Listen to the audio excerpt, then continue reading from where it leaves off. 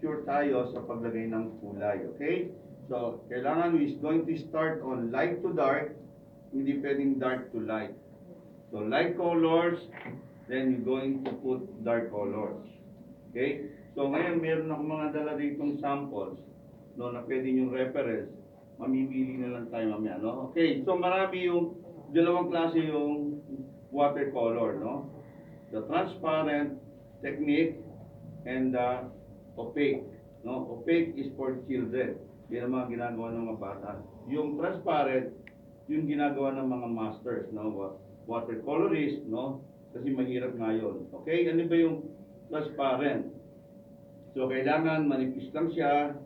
The paint is thin colors, no? Light to dark, no? Tapos, yung highlight, yung sinasabi natin highlight, yung mga ganito, is paper itself. So, you will leave out.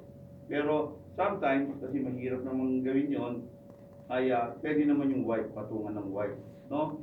Okay, so hindi naman tayo ganun ka-strict, no, na kailangan yung papel mismo makikita, hindi yung white. Kasi sa ibang bansa, pag sinabing watercolor at transparent, kailangan hindi gagamit ng white.